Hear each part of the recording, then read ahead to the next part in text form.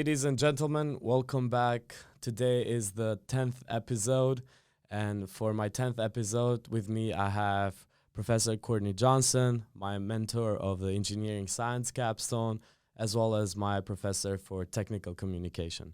Professor, thanks for coming to my podcast today. Thanks for inviting me. It's great to be here. Happy 10th. Yeah, thank you. I wanted to invite you over because graduation is approaching, as you mentioned. And if there's one thing to worry about is like the career after or my job after. I'm sure a lot of seniors feel the same way.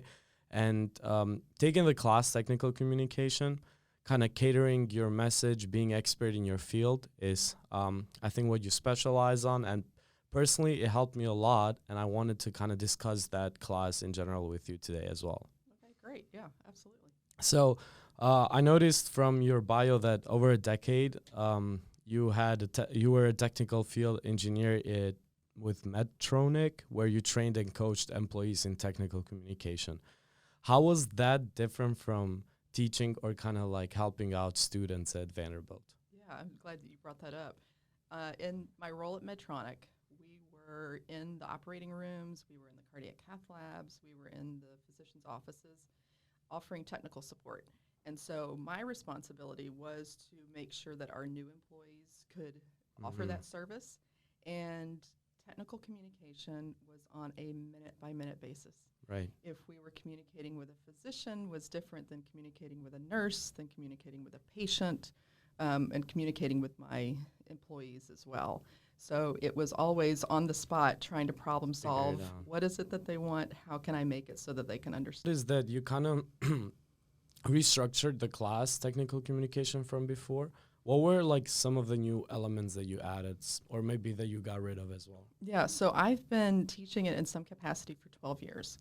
And when I first started out, I just had a couple of sections and made some, small modifications. One of the first big things I did was to introduce group communication into it and a group communication project, because that is so much of what we do no matter your career path. And so a group presentation, putting together group presentation materials, as well as group written documents, and learning how to write collaboratively and to be able to communicate within the group. That's probably one of the first things.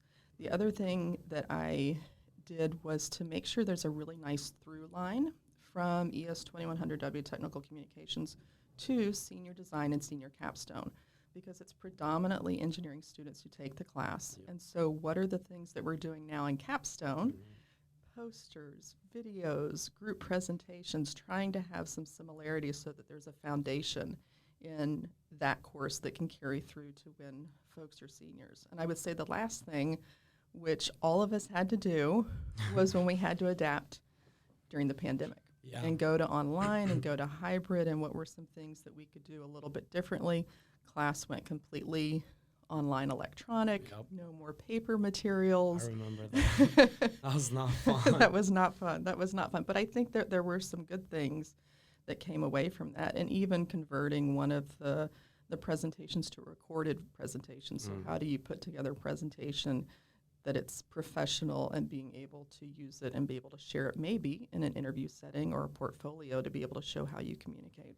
Right. I love the transition and kind of like the evolution of the class. And it seems that it gets adapted with, anything new that comes along the way, whether that's a pandemic or a new discovery. Where do you envision technical communication to be maybe in 5 years from now? Would it be more technologically oriented? Now we have the development of large language models, and we kind of use them in everyday life. I mean, our own project is with that. Right. Can you speak a little bit about that?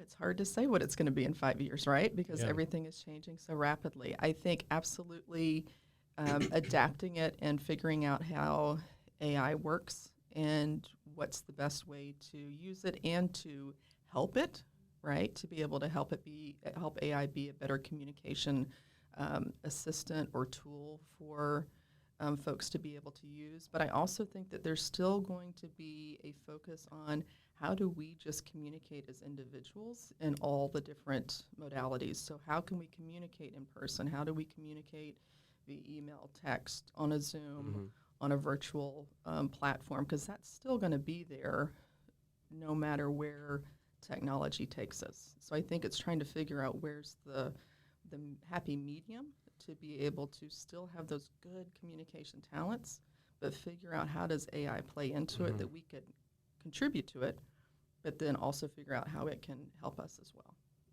Another great point that you just mentioned was the medium of communication. And I think that plays a huge role.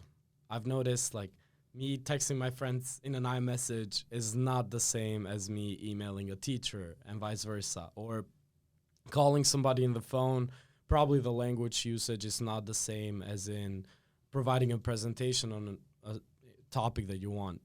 And alongside the same thing, it's also the audience. I think one of my biggest takeaways from taking the class was how to cater your message to the specific audience that wants to hear it. And obviously, giving a presentation, I remember maybe this was part of the classroom exercises, was taking a very complex technical concept and explaining it to high schoolers or middle schoolers. And the difficulties in that kind of transitioning from one form of language into another one was something that, I think you need to have, maybe not as a talent, but as a skill, as you said, for you to succeed in the future careers. So I guess my question becomes then, how do you go about explaining, or how do you go about teaching these, important methodologies to the students who just are taking the class and are getting introduced to these concepts? Right. So it's always an ask I have for everybody in the beginning of the semester is to commit to the process, because it's going to be very different than probably other courses that you've taken, but it is about you being more successful, because you're all incredibly talented. You're working on these amazing projects. But if the audience doesn't understand what you're doing, it loses value, right? It loses value. And you don't want to do that, because what you're doing is so significant. And most importantly, you yourself and all of your experiences are so incredibly important. So it's getting folks to be much more audience-centered and to be able to say, okay, who is this audience? And it's repeating that and keeping the same process over and over again throughout the course. And that's something I try to emphasize, is everybody developing their habits and their process, so that if you're always putting the audience at the forefront as you go into a text message, an email, a formal TED Talk presentation, then it's going to be much more natural to you that you are thinking more critically about, what do I need to include, what needs to go away, what do I need some extra scaffolding to be able to translate to that audience, so that I can meet them where they are. Great. And before we switch gears to kind of like the engineering science department, I wanted to also mention another thing that I learned from the class, which was the presentation style with 1 point per slide and action verbs in the title. I think that's a great way to kind of give simple but straight to the point presentations. And this idea, or this form of presentations, was confirmed also by my professor, who I just had him recently in the podcast too, Professor Slayton, that in business communication, if you have too many charts or too many points, too many bullet points going on, most of the time you're going to lose the audience. So just having one specific thing that you want to say per slide conveys your message so much more. And I just wanted to kind of like touch on that, because I see a lot of my friends, but also me personally in the past, trying to make the PowerPoints as pretty as possible, provide as much context as possible, and that's not necessarily the case to give an effective presentation. Yeah, and I think you have to decide, what are the slides being used for. It's very, very common that they become kind of a planning tool or a note catcher as you're putting together your presentation, and you want to remember everything that you're going to say. And it also carries into industry and the corporate world. Slide decks are put together and shared around to teams as a training material, right? And it's not the most effective, in my opinion. If you're truly trying to put together a presentation for an audience, and the end goal is for them to remember what you said and to be able to understand what it is that you said, then you have to keep it very focused and tailor those visuals to your message. It's one of the most powerful things that you have, is that you're in control of that message, right? You get to decide what are the main points, and it's almost like each slide is a paragraph The main thing you have on the top is the thesis statement of that paragraph. It's the main thing you want to say. You put visuals to reinforce because seeing text, hearing what you're saying, to reinforce it again with visuals, it's a multi-sensory experience for the audience that they'll be able to remember. And not only does it help your audience remember, but, and I don't know if you had this experience, as a presenter, it keeps you more organized and it helps you with time management. It helps you to be concise and know the main points you're going to hit. And I think just makes it a much more effective way for you to become a more confident presenter because you're more organized, it's more focused for you, and then that way you can really make sure your message is clear. Definitely. I totally agree with you. And it's kind of funny because maybe some people might consider this thing, oh, it's pretty simple, like just remember the presentation.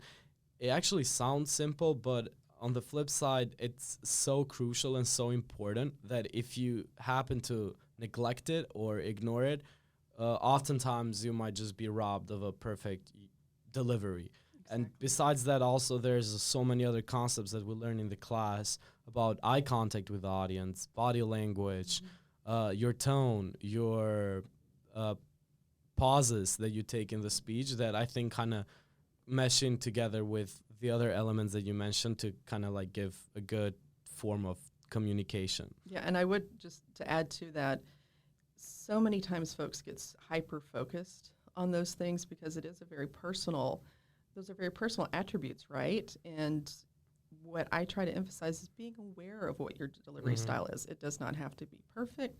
It does not have to be like somebody else's. It has to be natural to you. And if you can become aware of where your strengths are, where are some things of how you're channeling your energy, whether you're fidgeting or you're moving around or you have tons of filler words, being aware of what your style is, and it can impact your message tremendously. I agree. Yeah. Another thing that I wanted to talk with you was the engineering science major. I think out of my best 3 moves that I've done at Vanderbilt, I think the second best one was switching to engineering science. That's great. And that doesn't come off as like kind of, the popular belief of like picking an easier major.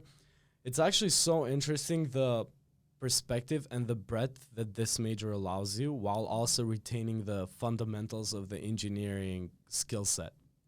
To me, being able to form your own program concentration with classes that you take and then kind of condensing or concluding that with a capstone project at the end of the senior year really speaks to the opportunity that Vanderbilt provides every student to express their own desires of what they want to learn.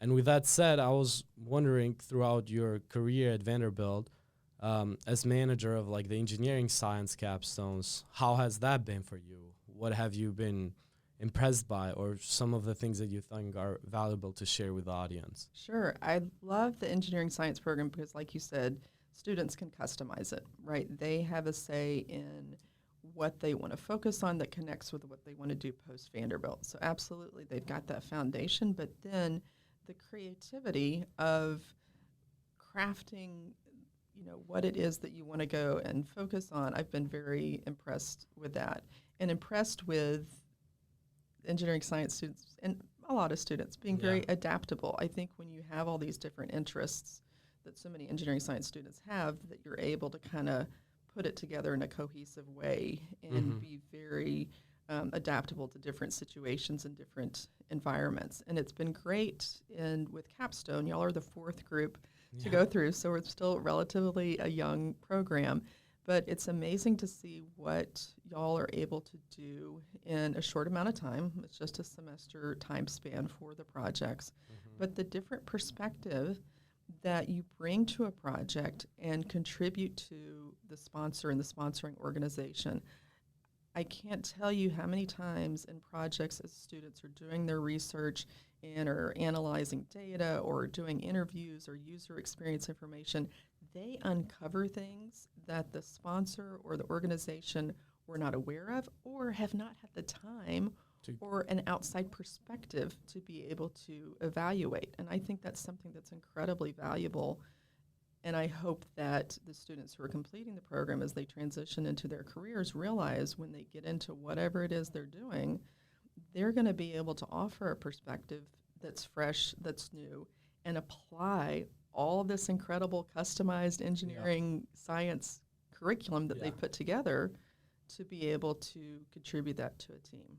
I agree, and I think that's present for myself as well when I'm working with my current team for the Grenier College project. Everybody brings just a different skill set to the table, and I think it's the blend of all of them that kind of helps us progress much faster. For example, I'll handle the coding part, Matthew will do the business area or the financing, Hannah might tackle the aspect of the planning and the strategy, Peyton is in the organization and development. Everybody kind of has their own thing that they're good at, and I think that's very crucial, as you said previously, in group projects. And I think the workforce, from my limited knowledge that I have, is leaning to that style of group-focused work, and I think becoming comfortable with knowing what you don't know and having others to rely on those things that you don't know is becoming an integral part in just everyday life, honestly. Absolutely, and I think that's your summary of your particular team. I think that is, again, one of the great benefits of engineering science when we get into those capstone projects is that they are really many cross-disciplinary projects because there's such a wide variety among the students to be able to come in and everybody's got their different perspective. Teamwork is one of the top things folks look for when they are recruiting. They want to be able to see how well you can integrate into a team, contribute to a team, be adaptable within a team, because I think there are fewer and fewer situations where you're not in some capacity having to interact, and not just on one team. Yeah. Right? You're working in multiple teams. Yep, that's right. As a final note, just ending it in a good question, I guess we can talk about what are your favorite things about teaching at Vanderbilt, and what are some of the things that you're looking forward as well in the future? Yeah, well, thank you for that. I have really enjoyed getting to learn from the students. As an educator, I've always felt like I am a lifelong learner, and I'm a work in progress. So while I contribute and I'm bringing things to our class environment to be able to share and make sure y'all are ready for the next chapter of whatever path you're going on, I really value the input and the interaction and what I pick up from the students. You know, I did my undergrad here, so I have a little bit of a student perspective, but it's very inspiring and it's very creatively motivating to be able to be among the student body and to really see what y'all are learning and what y'all are contributing and your perspectives, which are so incredibly valuable because they're different from certainly my perspective. And so I really value that and what the contributions are from the students. That's awesome to hear. Yeah. Professor, thank you so much for being with me here today. I really appreciate your time and all of the points that you made today. I really look forward to our future classes, and thank you again so much. Thank you so much.